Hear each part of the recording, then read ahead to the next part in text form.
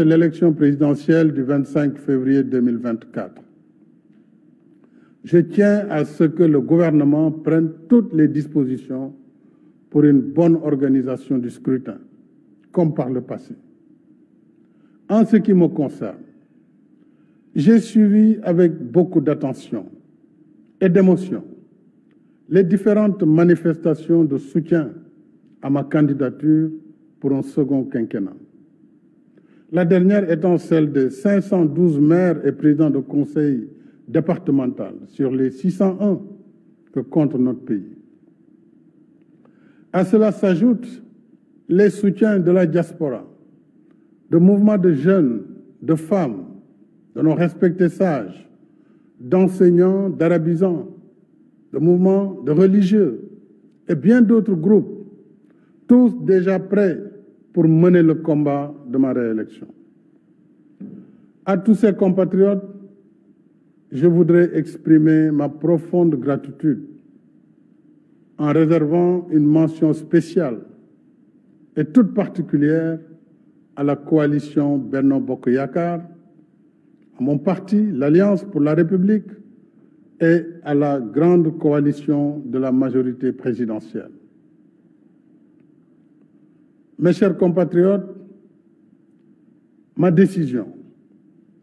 longuement et mûrement réfléchie,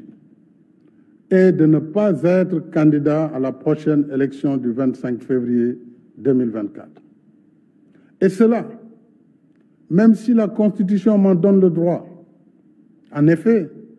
depuis la révision constitutionnelle de 2016, le débat juridique a été définitivement tranché par la décision du Conseil constitutionnel numéro 1 C 2016 du 12 février 2016. Je sais que cette décision de ne pas être candidat surprendra tous ceux et celles nombreux dont je connais l'admiration, la confiance et la fidélité sincère. Elle surprendra aussi ceux et celles qui souhaitent me voir encore guider la construction du Sénégal, qui trouvent de plus en plus ses marques. Mais le Sénégal dépasse ma personne et il est rempli de leaders également capables de pousser le pays vers l'émergence. On a tant spéculé, commenté sur ma candidature à cette élection. Cependant, je n'ai jamais voulu être l'otage de cette injonction permanente à parler avant l'heure, car mes priorités portaient surtout sur la gestion d'un pays, d'une équipe gouvernementale cohérente et engagée dans l'action pour l'émergence, surtout dans un contexte socio-économique difficile et incertain. Contrairement donc aux rumeurs qui m'attribuaient une nouvelle ambition présidentielle, je voudrais dire que j'ai une claire conscience et mémoire de ce que j'ai dit, écrit et répété ici et ailleurs. C'est-à-dire que le mandat de 2019 était mon second et dernier mandat. C'est cela que j'avais dit et c'est cela que je réaffirme ce soir. J'ai un profond respect pour les Sénégalais et les Sénégalaises qui m'ont lu et entendu. J'ai un code d'honneur et un sens de la responsabilité historique qui me commande de préserver ma dignité et ma parole. Je rends ici un hommage à mes prédécesseurs, les présidents Léopold Sédar Senghor, Abdou Diouf et Abdoulaye Wade, dont les parcours sont bien sûr différents, mais qui ont contribué chacun à construire l'image de ce Sénégal démocratique qu'il faut perpétuer. Je ne saurais faire moins. Et d'ici la transmission du pouvoir au futur président de la République, Inch'Allah, le 2 avril 2024, j'assumerai avec responsabilité et fermeté toutes les charges qui incombent à ma fonction. En vertu du mandat que vous m'avez confié et en étroite cohérence avec mon serment constitutionnel. Je continuerai de consacrer toutes mes forces à défendre sans faille les institutions constitutionnelles de la République, le respect des décisions de justice, l'intégrité du territoire, la protection des personnes et des biens. Je resterai à vos côtés, à votre écoute et au service de la République et de la nation. Nous avons des réalisations indéniables et un potentiel incroyable. Mais soyons vigilants et conscients des difficultés, des obstacles qui sont réels et de l'activisme des ennemis de l'intérieur et de l'extérieur. L'enjeu essentiel pour moi, c'est que notre cher Sénégal, ce pays que j'ai à cœur, que vous avez à cœur, garde le cap vers l'émergence dans la voie de l'action, de la paix, de la stabilité, du respect du droit, de l'ordre public, dans l'unité nationale et la cohésion sociale. Cela exige de chacune, de chacun de nous, l'adhésion à notre modèle de société fondé sur la démocratie, la liberté, le respect de nos valeurs socio-culturelles, le respect de ce vivre ensemble qui a su jusqu'ici nous rassembler, le respect de nos religions, de nos confréries et de nos guides religieux. En somme, le respect de notre identité collective sénégalaise, qui est ancrage dans le socle socio-culturel sénégalais et africain, mais aussi ouverture dans la modernité. C'est seulement ainsi que nous pourrons poursuivre ensemble, épaule contre épaule, notre élan commun vers notre destin commun, fidèle à notre devise nationale. Un peuple, un but, une foi. Vive la République et vive le Sénégal. mbokk yi ginnaaw bu ma nuyoo Sénégal yépp ñi ci biir réew mi ak ñi ci bitim réew kaddu yi ma yëkkati léegi doonte firi nañ ko ci kàllaama wolof dama bëggoon sànni tuuti kaddu ginnaaw bu ma nuyoo waa réew mi yépp di fàttali ni suñu réew fan yi ñu génn gis nañu fii ay jafe-jafe yu tar loo xam ne Sénégal mosu ko xam ci ay yàqute ci yàqal nit ñi seeni alal bàyyiwuñu kër bàyyiwuñu l'hôpital bàyyiwuñu benn service ay doomu aadama boom nañ leen muy xale yu ndaw ñoo xamante ni seen njaboot soxla nañ leen lu ko andi politique ak jàpp ne boo mënee andi ay xale teg leen ci mbedd ñu lim ay dee yu bari dana tax nguur gi fi nekk nemmeerlu wala ñu yàq ko su ko defee yéene yi nga xam ne ñi fi nekk di ko doxal ak ñañu bokkal bitim réew te mu leer naññ na tey jii dafa am connexion bitim réew ak ñi ci biir réew mi ngir yàq Sénégal loolu laa ne bëgg naa waa réew mi ubbi bu baax seen bët bàyyi ci xel loolu nag dama ci woo képp kuy responsable politique ak boor boo mënti féete képp kuy kilifa ci réew mi kilifa diine kilifa aada képp kuy société civile képp kuy citoyen war nañu bàyyi xel ci suñu réew ndax dafa am lu ñu xamee Sénégal mooy réew moo xam ne waasoo amu fi bokk ndey bokk baay donte nit ñi mën nañ bañ a bokk jëmuwaay wala xalaat loolu moo waral may wane tiis bu tar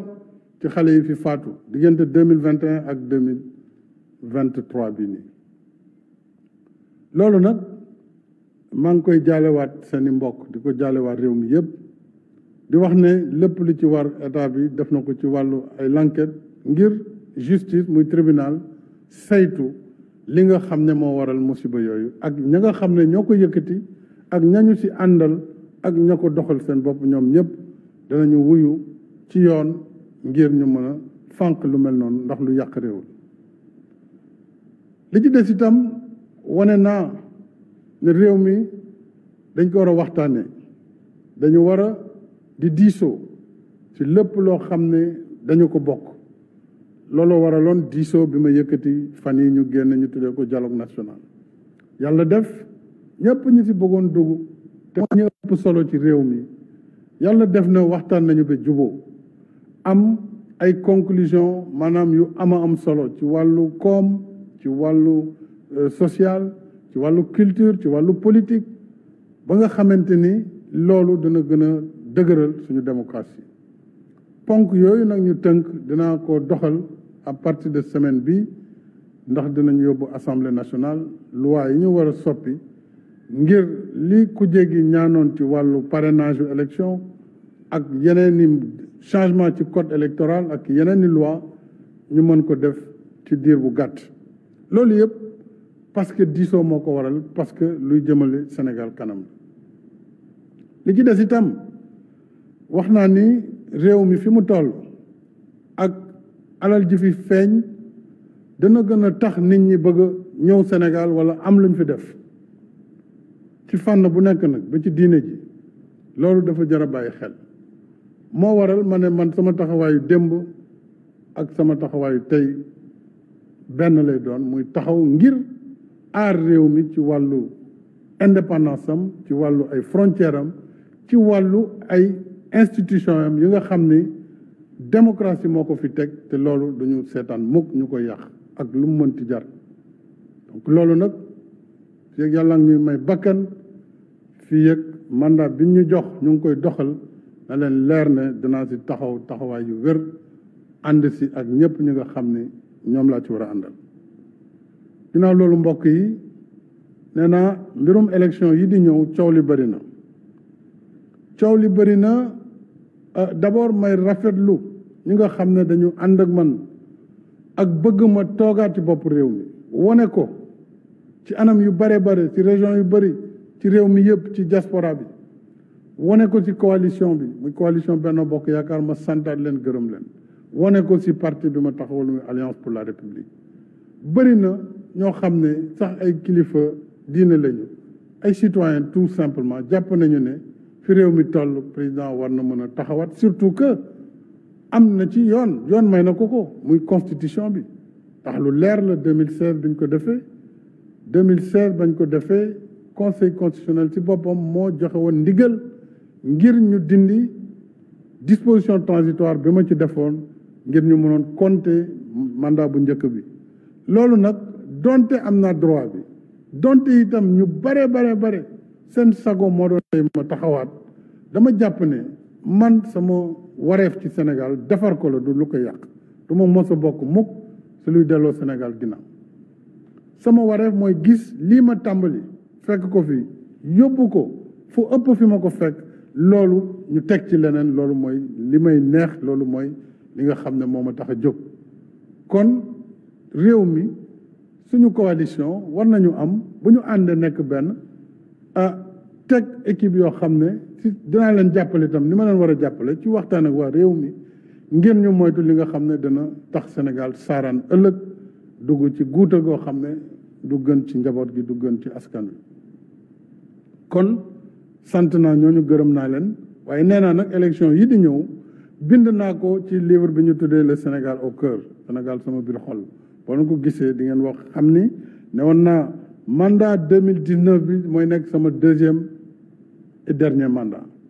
ça ne veut pas dire que awma ci droit mais loolu sama décision bopp la te loolu laa jël tey moom laay baamtuwaat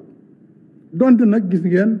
ay groupement ay nit war nañu Sénégal dem bitim réew yàq deru Sénégal yàq deru président de la République dafa bëgg a def ñetteeli mandat dafa bëgg a def lii dafa bëgg a def laa loolu kon war na mën a dakk ndax président ci boppam jàpp na ne li mu bind 2018 dëgëralaat ko tey loolu taxul maanaam coow yooyu taxul waaye ñaawlu naa li nga xamante ne bëgg sa bëgg-bëgg tax na nga dem di jaay sa réew ak di yàq deru sa réew nit ki booy wut tam da nga ci boole ngor parce que loolu dafa am solo li ci des mooy ñu continuer suñu taxawaay ci réew mi continuer waxtaan ak ndaw ñi parce que avenir u Sénégal ci ndaw ñi la nekk suñu bëggee seen njàng baax suñu bëggee ñu am liggéey am jàppale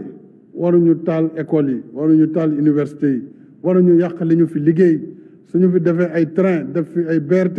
loo xam ne Afrique yëpp ci bëgg loolu askan bi moo tax ñu def ko du pour président Macky Sall wala keneen wala gouvernement bi kon war nañu sàmm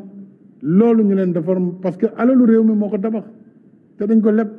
kon loolu dañ ko war a sàmm suñu bëggee ëllëgu gune yi nekk ëllëg bu gën